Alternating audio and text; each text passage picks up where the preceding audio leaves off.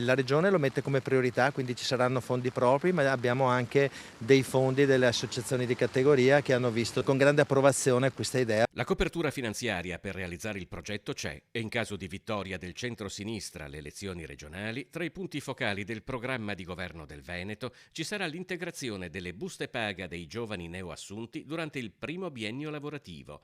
500 euro al mese in più agli apprendisti degli ITS e 600 ai neolaureati magistrali.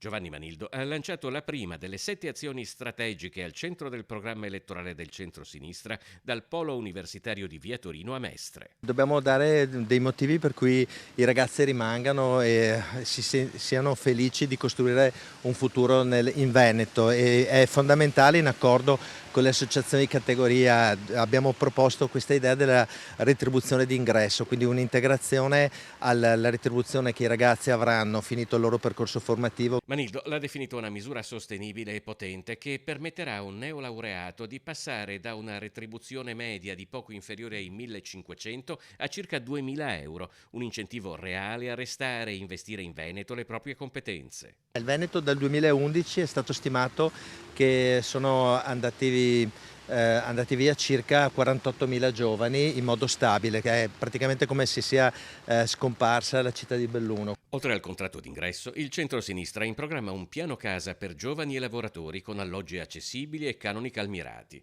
Agevolazioni anche per il trasporto pubblico e nidi progressivamente gratuiti, come già sperimentato con successo a Vicenza. Viene molto sentito il fatto che i ragazzi se ne vadano, anche dal punto di vista della concorrenza. Qualche imprenditore molto importante mi ha detto: provo una grande avversità al fatto che noi investiamo tantissimo nel capitale umano e i ragazzi, poi questi vanno a lavorare dei miei concorrenti. Quindi c'è un tema sia sociale che economico alla base di questa misura.